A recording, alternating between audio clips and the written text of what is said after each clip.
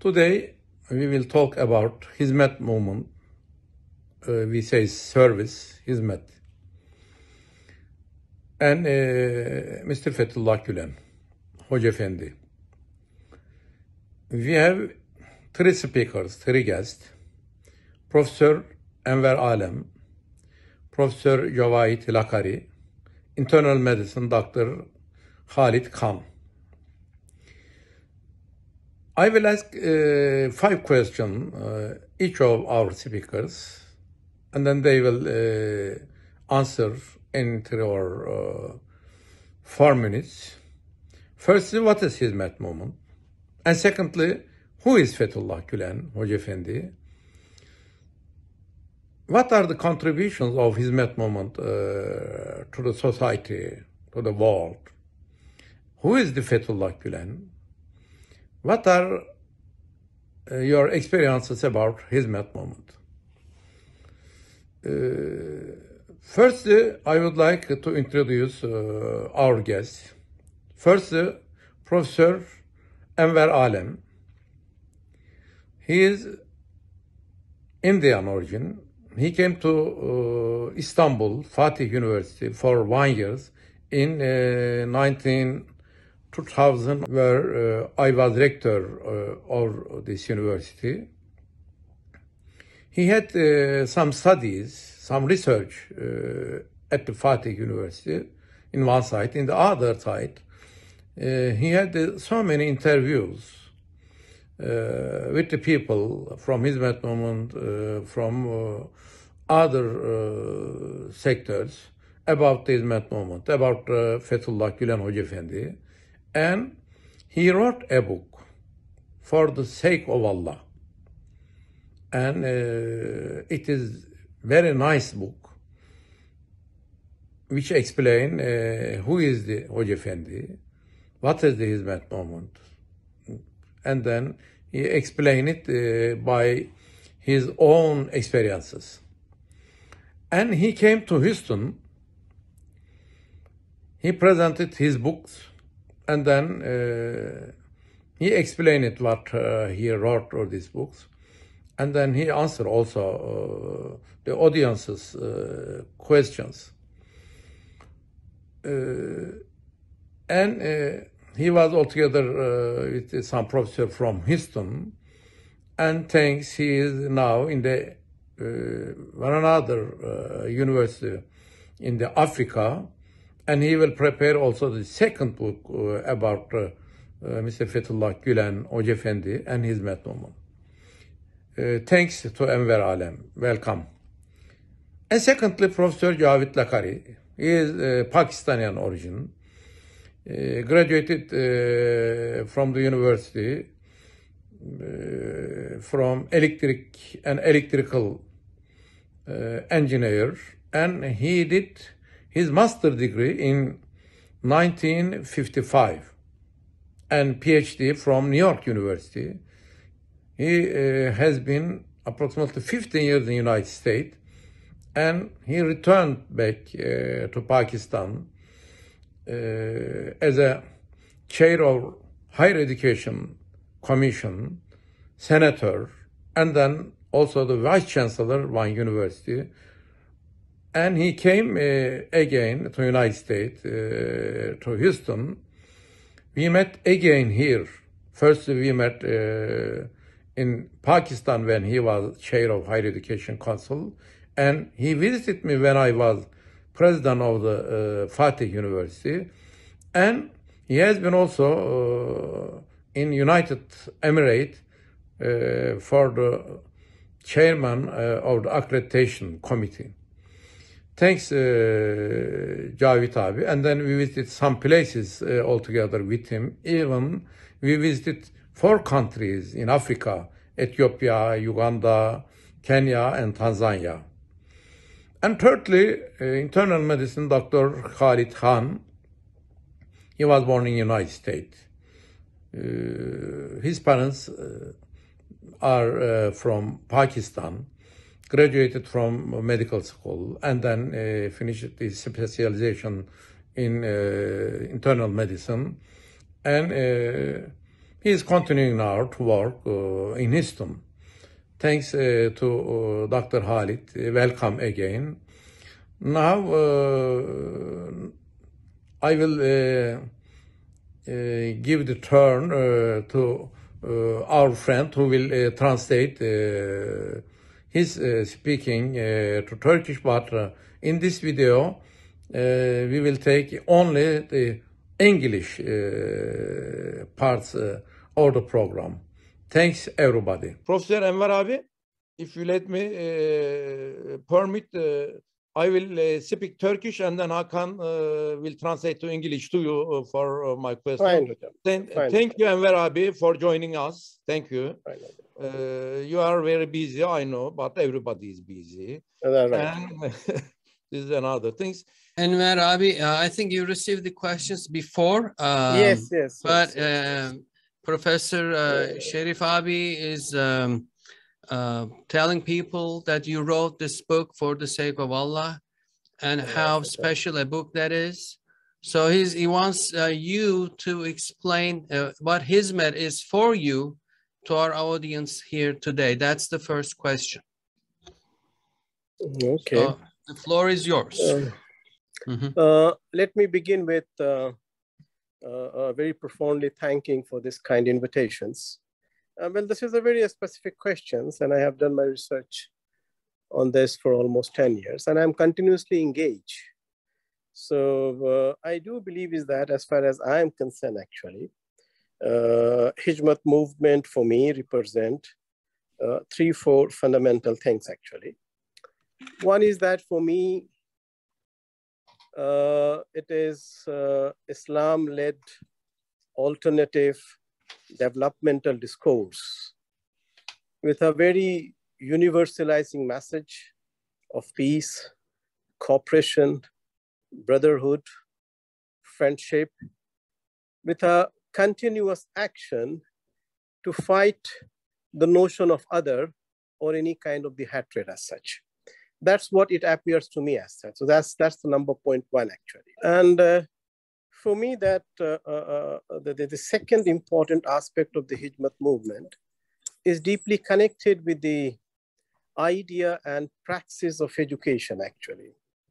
It is not that Fatehullah Gulen is probably the only individual who highlighted the importance and relevance and significance of education. There has been many alims and many social scientists. That's not really important for me. What's really important here is that probably for the first time, and maybe not even for the first time, maybe after many years, after more than 300 and 400 years actually, but what is remarkable about Hizmet is that making education as a fundamental component of Islamic values and belief. And I think that is something very important, that unless and until you really get educated, you really cannot understand your deen and iman, actually. And I think that is one of the most significant contribution as far as the Hizmet movement is concerned, that it has provided not only to the Muslim community, but to the entire humanity, a very inclusive conception of education. So this was my second aspect, actually. Yeah. Thank you for the first question. Enver abi. Cavit abi, are you here? Okay, the same question to you. Professor Laghari, very nice to meet you first. The first question is, from your extensive knowledge and visits, what is Hizmet? And what are your ideas about Hizmet in general? Well, let me tell you that even though I have been associated with people who have been part of Hizmet, I did not hear about Hizmet till I was in the United States, and that was like 4 or 5 years back. You know, like you mentioned, when I was in Pakistan, I knew personally the Park Turk schools, which were excellent schools. I visited them. When I was in Pakistan, like I said, you know, I had many opportunities to visit the Park Turk schools, which were set under a Turkish foundation, but I had no idea, you know, that this is part of the Hizmet. And they were doing excellent work, extremely good quality work. That was my first experience with groups that were associated with Hizmet, but I did not know they are part of the Hizmet. Then in Istanbul when I visited Fatih University when Dr. Sharif Ali was there as the president. Again, I saw excellent work in the education sector. Again, at that time, I would not know the different foundations that were behind it. I came to America. I visited the North American University. Again, I saw excellent, and I was really amazed at the Turkish community in terms of the service they have done to education. And I was very curious at that time, interested to know that how come what the Turkish community is doing to education. I could not find it anywhere else, except with the exception of a few other communities that I know of. For example, the Ismaili community around the world does excellent service work, and they do excellent education, and they are absolutely non-political. So I found in Hizmet, not in Hizmet, well, I found behind these groups the equivalent of similar type of service. And during my association in Houston with Dr. Sharif Ali, I came to know that actually the philosophy behind this service to education was really the Hizmet. And Hizmet is basically meant service. So I was very curious that how come Hizmet can do such wonderful work in education, which many other communities around the world cannot do. So then I started learning more and more about the movement. And then because of my association with Dr. Sharif Ali, both as a friend and as a brother, I had the opportunity to visit a number of schools in the US, in a number of different states, including in Texas state, and as well as in other countries around the world. Obviously, all these schools were private schools, and they were run by independent foundations. So I'm only going to be focusing, of course, on education. And wherever I went, I found excellent quality in education. I found these schools to be non-political. I found these schools to be non-religious. But they were mostly focused on service. They were focused on humanity. They were focused on interfaith dialogue. I think that is very important to mention here. So the common thing, the common element, or the denominator, as they say in mathematics, in all these schools and educational institutes was basically that they were all associated with the Hizmet movement. So I think if that is true, which of course it is, then I will have to give credit for doing great service to education, Hizmet. And that is my view of the Hizmet movement. Thank you very much. Thank you. Khalid, Dr. Sharif Ali was asking, how do you view Hizmet? In your view, what is Hizmet? How did you meet it? And what do you think about it?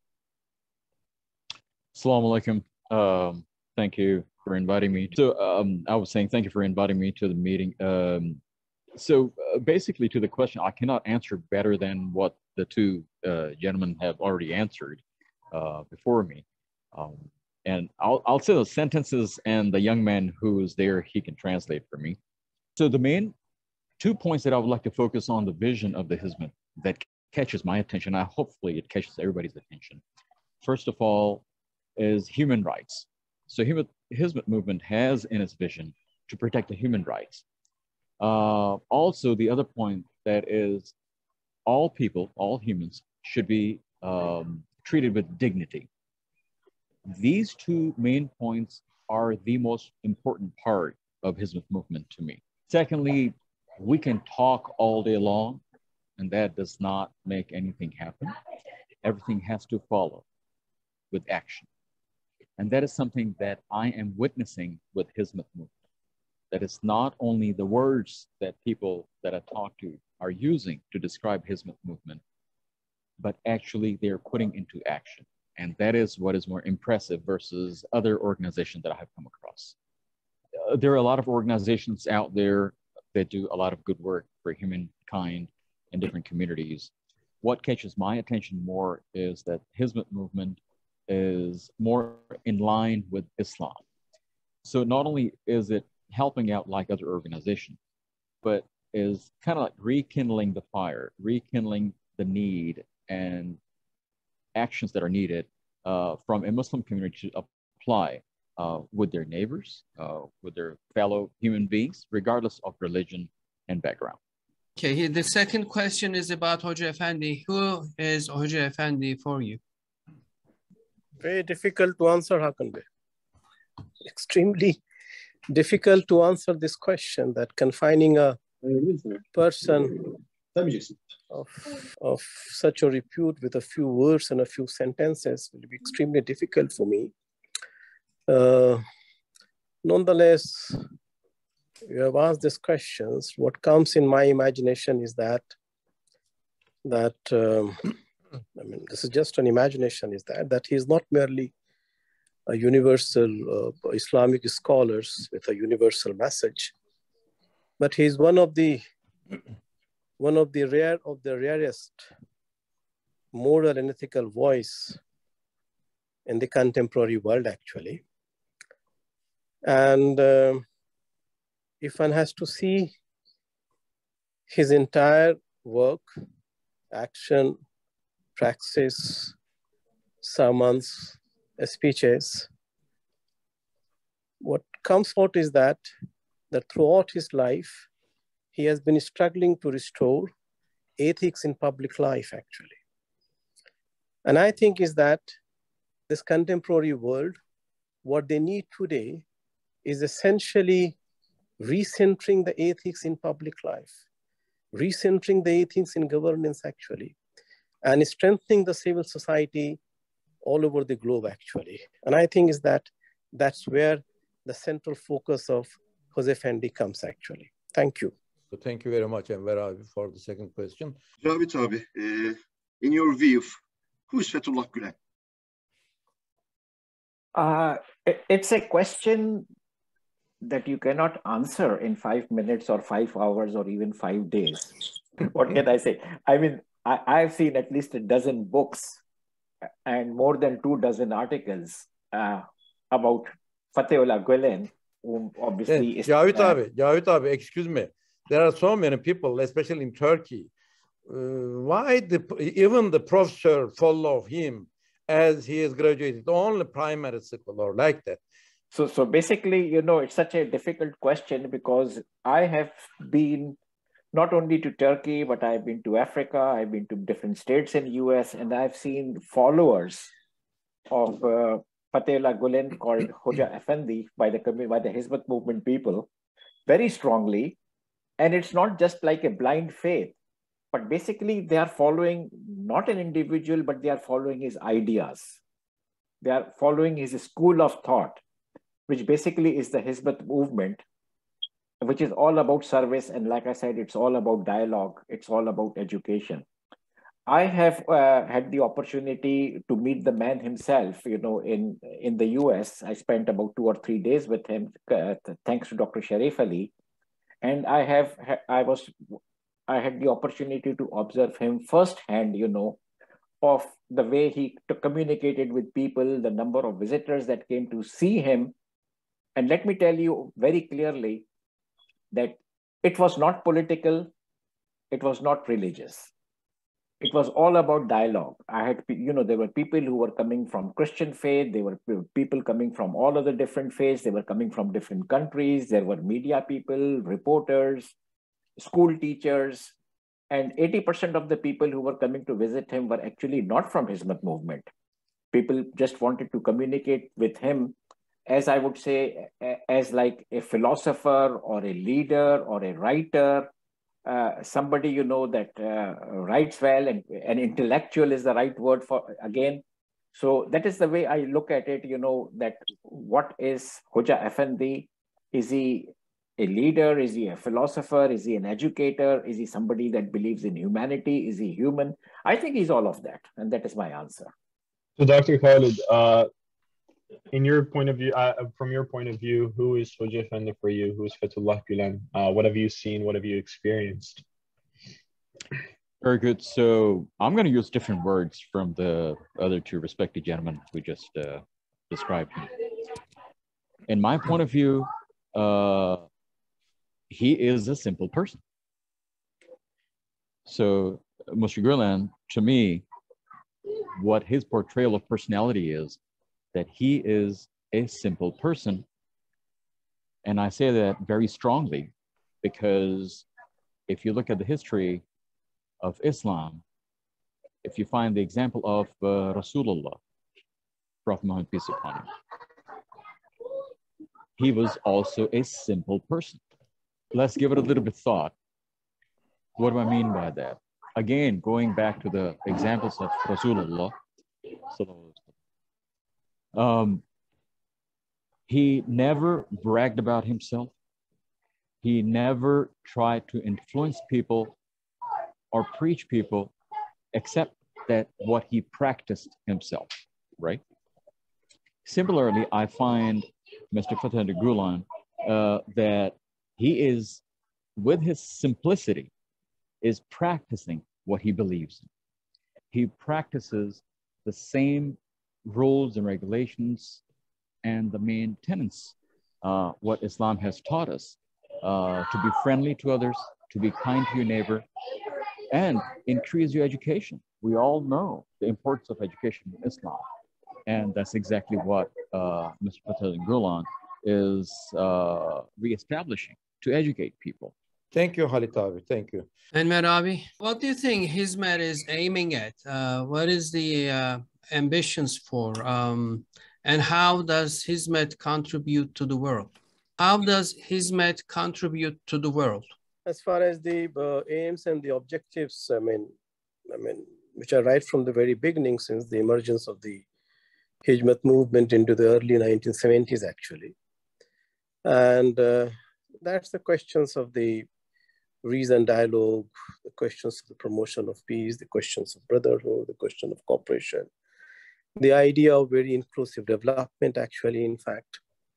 And so that's remained very central, actually. I mean, if I have to look at from this point of view, I mean, what I basically see is that if there are basically two important contributions the Hizmet has made during its 5 decades of journey, then I would certainly say is that, number one, it has really produced remarkable Gandhian human resources, actually. That is the word that I would like to use.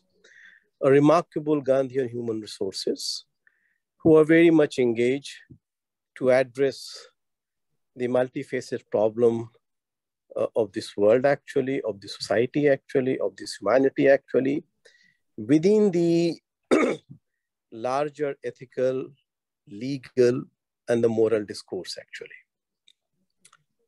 And if I have to, from the very Muslim point of view, if I have to see another specific contributions which the Hizmet has really made is that, and this is basically contrary to the point of view that normally prevail also among some section of the Hizmet members, is that probably Hizmet is the only kind of the Islamic movement that has really debunked any kind of the concept which is really so pervasive, actually. And I think is that has really made a very significant contributions in making a section of the Muslim community very much peaceful, very much democratic, actually. And despite what has happened in Turkey, the movement remarkably remained non-violent, actually. I mean, that's really, really remarkable. And that itself speak, actually, that what has happened over the last 8 years since 2013, and despite massive kinds of repression, the movement has not displayed any iota of any kind of aggressiveness, actually. And I think is that these are the fundamental contribution that the Hizmet movement under the moral leadership of Huz Effendi has made to the humanity. Thank you. Javed abi, the second question is, what is the aim of the followers of Hizmet and Fethullah Gülen, and what is the destination they are traveling to? And what are the contributions of this movement to the world? Well, let me focus on the contribution, which actually is very major. During my association with people who belong to the movement over maybe the last many years, I have met administrators, teachers, business people, professionals, doctors, and alumni who belong to the movement, parents, even community people who are in the neighborhood, for example, or in the city, who are associated with people who belong to the Hizmet movement. The followers of Hizmet actually have made a big impact on the society and on the views of the people in terms of peace, prosperity, dialogue, interfaith, service. The movement actually has become like a role model for anybody's life that it touches, whether these are individuals, whether these are associations, or whether even these are like organizations or schools or businesses. So it has contributed a lot to humanity. It has contributed a lot to the present day civilization, and it has touched the lives of many. And like I said, in none of these cases, I have personally viewed any political, leanings of the movement. Absolutely not. They never bring up politics in Turkey. They never bring up anything that is happening out there. They only talk about how one can develop peace, tranquility, love, harmony, understanding between individuals, between associations, between organizations. And this is what has been my observation. Thank you. Thank you very much, Javaid abi. Thank you. Dr. Had, same question. What do you think the goal, what do you think the destination of the Hizmet movement is, and the people within the movement? To me, I really believe that the core values of Hizmet movement come into play. As you all know, Hizmet itself, the word Hizmet, it comes from the word khidmat or khidma, which is to provide service. So it follows along the same criteria of the word and the terminology that is being used in the title of the movement. Let's look at it a little bit more in deeper aspect of our lives. United States is one of the most educated country. It has extremely high number of institutions for education compared to some other countries in the world, but yet it needed help. Apart from that, United States is a very flourishing country, well-to-do per capita, but yet there is a void, there is an emptiness in people's minds and in their hearts. So education, the spirituality is missing, and to provide a solution for these two things mainly is a dialogue. And that's what Hizmet mainly establishes, first of all, by education, and focus on spirituality and the growth based upon that. And then to establish dialogue, whether it is on educational level or intercultural level that is needed to make community a better place. Again, focusing on these 3 points that I just mentioned, that is what's needed. And Hizmet is very successful in providing that. And going back to when we were talking about Mr. Gulen, that is his personality that is being interpreted into the action of Hizmet, because that is what he's focusing on, to have a dialogue, to educate people and reconnect them with the ideology that was established 1400 years ago by Islam. And that's what Hizmet is doing. Enver Abi, Sherif Ali Abi is asking about your own personal experience with Hizmet, and if you could give some examples as to what you have observed and witnessed in your engagement with Hizmet. Any example that might be interesting to our audience? I think that during the course of my research on the Hizmet movement, both within Turkey and the outside Turkey, actually, number one, I would say that it has positively impacted me, actually. It has made me more sensitive, actually, about the questions of the religious values, about the approach towards Islam, approach towards the prophethood, actually, and approach towards Islam universal value, which I was certainly not much aware. And it also basically exposed me while working with the volunteers, asking all kinds of questions and going very far, actually. I mean, even provoking them, actually. But what was very remarkable is that the way the volunteers basically interacted with me and tried their best to answer all my questions, actually, you know, in a very peaceful, democratic, patiently manners, actually. That is something remarkable, actually. I mean, I must say that. The third thing is that I have been engaged academically, I would say, actually. I mean, since 2008, 2009, actually.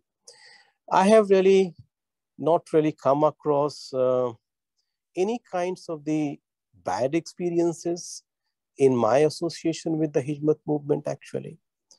I have never come across that in any way I have been treated, I mean, in certain conjuncture, badly or undignified or any kinds of others, you know. And that led me to convince, actually, that Hizmet is a philosophy which cannot be merely understood in terms of the text, but rather it's a philosophy to be experienced very deeply at the level of heart, actually. And unless and until you do not experience it, actually, you know, this whole individualization of self, it would be extremely difficult to really identify to identify with the Hizmet humanistic values, I would say. That's what I feel. So it has very positively impacted me as far as I'm concerned. That's what I would like to say. That. Thank you, Anwar Abi. That was very nice and very kind of you. Javed Abi, the fourth question is about your personal experiences and maybe some significant examples that you can give to us about Hizmet. My personal experience, like I said, you know, my closest personal experience, of course, was when I met Hoja Effendi and watching him, you know, the simplicity in his life. That is very important, because someone previously also pointed out that our Prophet, you know, used to live a very, very simple life. And this is exactly what I observed. And you know, simplicity is a part of Islam, that we must not unnecessarily spend on ourselves, but we must help others. Any excess money that we have, any excess assets that we have, actually don't belong to us. They belong to somebody else. They belong to the poor. And this is what I learned when I was out there, that the simple life he was living, he was just living off one single room, which was also his study, his library. And despite, you know, and then everything else in his premises actually belonged to the people, where people would come and stay and learn from him, and classes would take place, and, you know, they would pray or get into a dialogue. So this is, I think, one big lesson that I have learned is that reinforces basically that our life is all about giving, not about receiving. And that is, I believe, the strongest message that has come from Hizmet. Thank you. Dr. Khalid, I was wondering if you could share some of your personal experiences and your own observations from these experiences about the Hizmet movement. Certainly, I can do that, and goes along the same points that I was mentioning earlier. The funny thing is, I came across the actions of Hizmet, what they're doing in the community, even before I knew it was actually under the umbrella of Hizmet. For example, I came across the educational aspect of it, which is the schools, Harmony Science Academy schools. I mean, they are, you know, in several places in the United States. And then later on, I learned that's not only United States, they are in several other countries in Africa. Somebody else mentioned earlier in Pakistan, there are several schools in other countries, like Russia even has schools like that. So education is definitely one way that I came across. Go ahead, you can translate. The other aspect is the work for the humankind. As I mentioned earlier, dialogue is very important. A dialogue not only helps you with the spirituality aspect of it, but also a better understanding of each other as a community. So that is something I came across as well, again, before I knew it was under the umbrella of Hizmet. I came across Turkish centers where they're having intercultural or interreligious dialogues. And I became very active in that, participated in that, presenting Islamic point of view based upon science and education.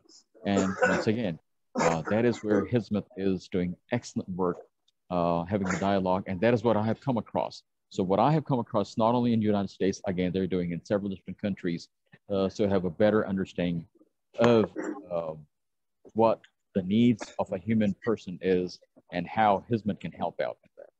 Yeah, and Abi, this is the last question from Sherif Ali Abi.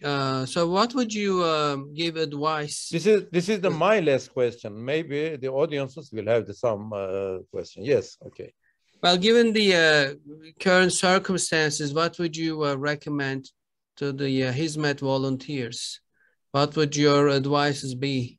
Well, I don't think, Hujam, that I'm in a position to make any recommendation or advice. I think that Hizmet process under the moral leadership of Huzif Handi since post-2016 has itself led down the path, actually.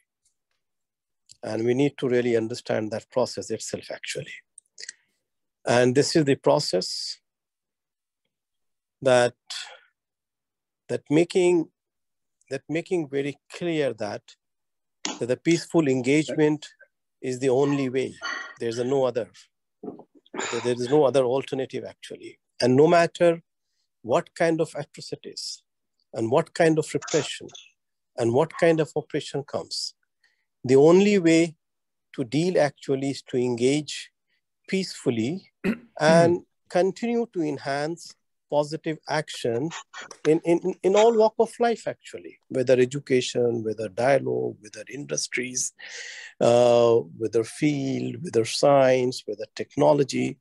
And this is what it appears to me, right from, since what has happened in Turkey, the kind of the state crackdown, and the way Hizmet has really responded, that itself basically laid down the process and advice and the recommendation, if I have to look at in terms of the participation of the movements in post-2016, actually. That's what I would like to say, actually. I am learning from that. To be honest with that, instead of giving advice and recommendation, I am learning how Hizmet itself is unfolding in post-2016. And that's where I need to really engage with that.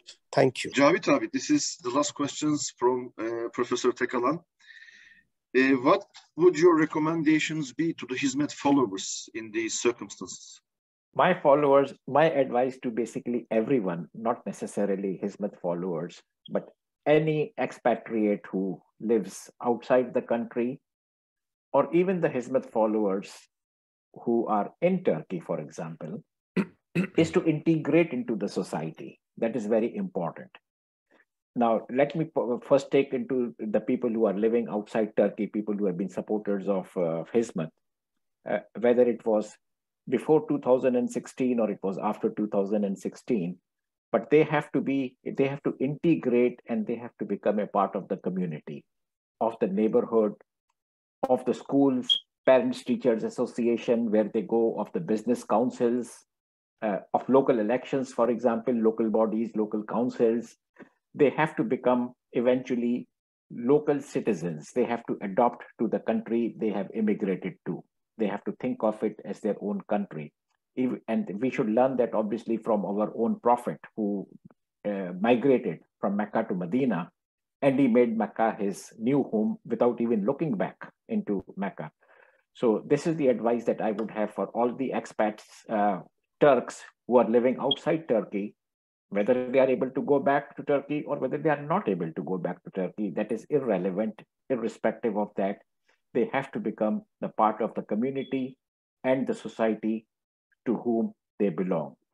Simultaneously, to the people who belong to the Hizmet movement and who are still in Turkey, Turkey is their country. They have to become a part of Turkey. They have to continue to contribute to the development, peace, prosperity of Turkey. Turkey has to play a major role in the Middle East, in Asia, around the world.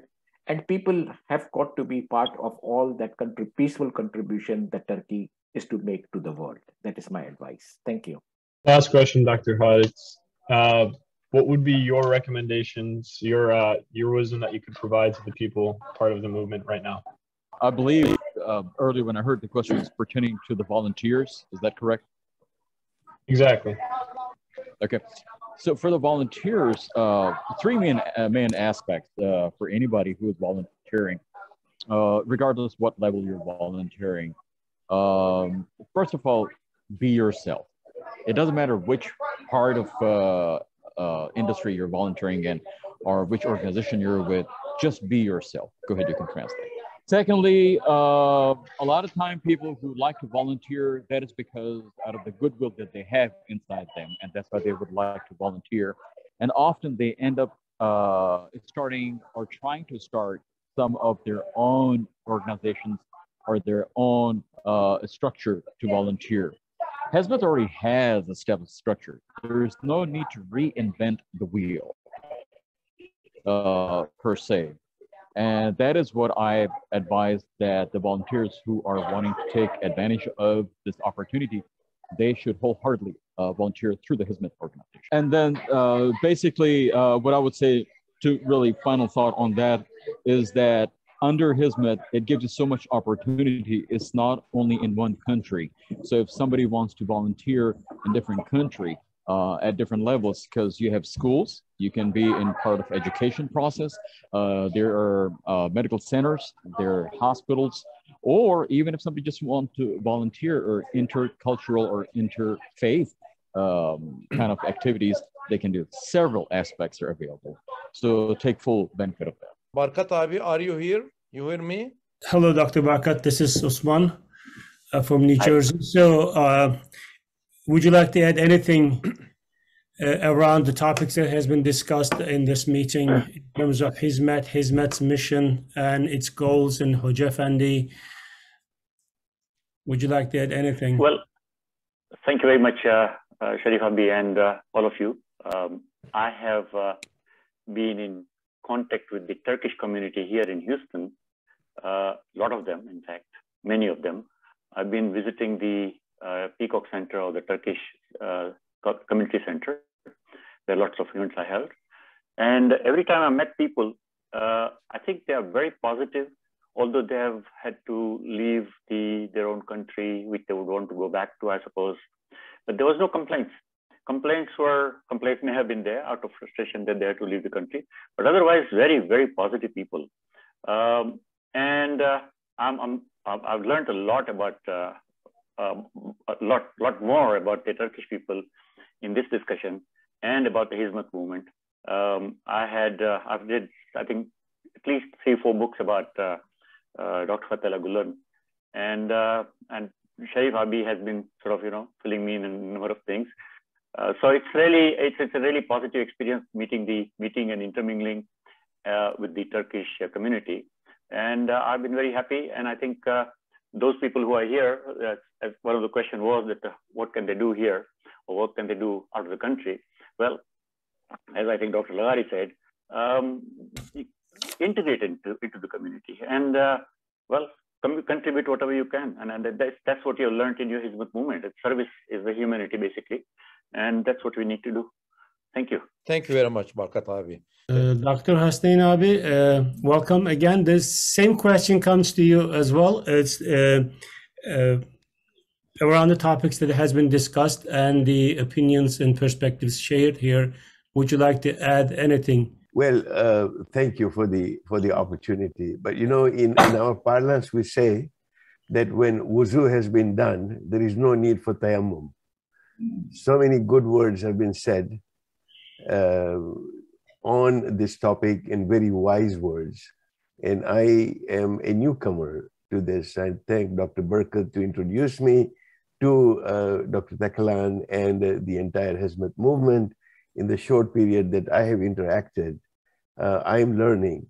But there is one thing that, and having read about Hoja Efendi and his book and his quotes, of course I was aware of him many, many years ago, but not really with the Hizmet movement per se. There is one thing, if I were to make what they call in the US an elevator pitch, a quick one-sentence analysis of this great man, is he taught me, and I think his message is that you must be a good human being before you can be a good Muslim. And I think that to me is profound from his writings, as was said earlier, that following the tradition of the Blessed Prophet, peace be upon him, that his words are direct, his essence, what he teaches is profound and very impactful. And I'm grateful that I have been introduced to this particular way of thinking as a believer in social justice. It absolutely resonates with me as to what Hoja Effendi stands for in the entire Hizmet movement. Thank you. Thank you Hasnain abi. Sayeed SIDDIQİ abi. Alhamdulillah, it was such a mind-opening discussion. I really enjoyed listening to Brother Anwar Alam. I read his book all the way from first to last page about 6-8 months back. And very nice to hear Dr. Khalid KHAN and Javaid LAGHARİ. Alhamdulillah, it's a good discussion. I really enjoyed that.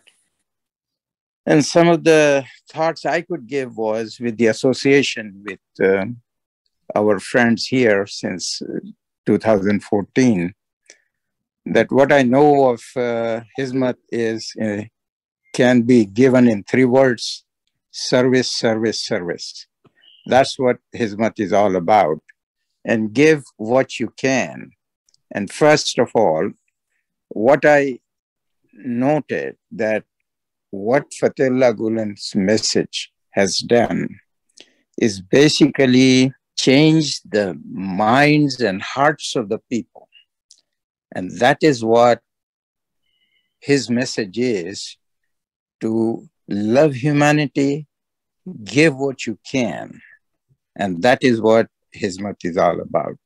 Although they are going through with difficult times since 2016, but Alhamdulillah, all my friends whom I have met, and some of them, they are dear to me more than my brother. Alhamdulillah, we meet quite often with them and we enjoyed their company. But what we learned is that they don't have a word of complaint about the difficulties they are going through, which is phenomenal. Alhamdulillah. And inshallah, someday you will come out of these difficulties and Hizmet will continue to work, inshallah, through these difficult times and come out and work in a favorable environment. Thank you. Thank you very much, Sayeed abi. Javaid abi, there is a question. The question is actually the people who happen to know about Hizmet gain what in their experiences, in their spiritual life or in their worldly life? Well, like I mentioned in my comments and answers to questions earlier, the big thing that Hizmet is giving to this world, and therefore I have also learned from it, is number 1, service, number 2, humanity, love towards humanity, number 3, dialogue, number 4, live a simple life, and number 5, wherever you are, adopt to the community and become part of it. That's what I am very sorry, but this is very important. Can you repeat one by one the things we get? Okay, I didn't take my notes, but again, let me try to remember.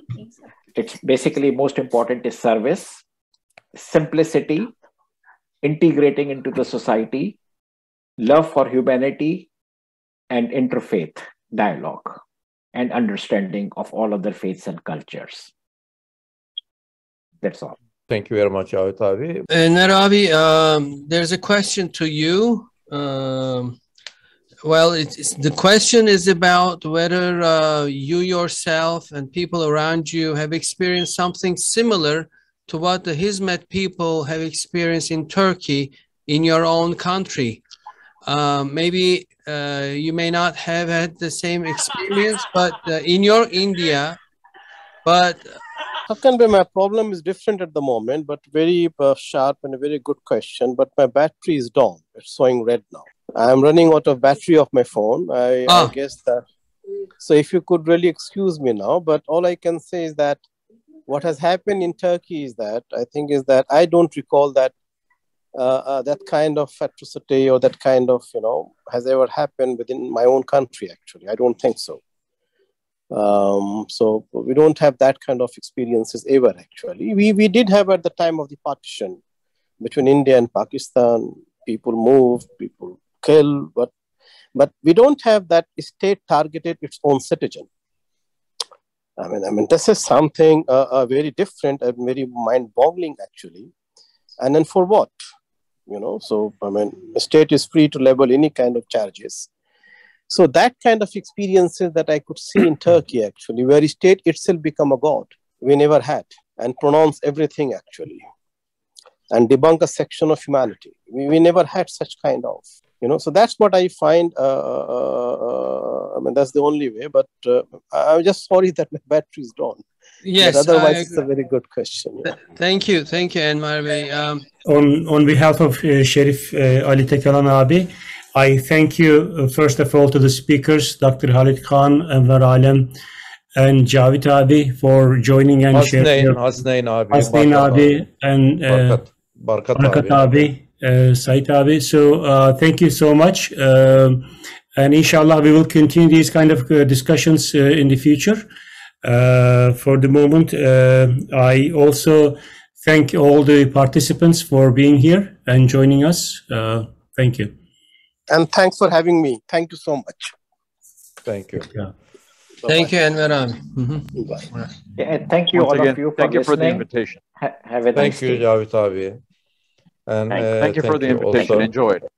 Yes, thank you, Khalid abi. Thank you, Khalid abi. Thank you, Barkat abi. Again. Thank you. All the best.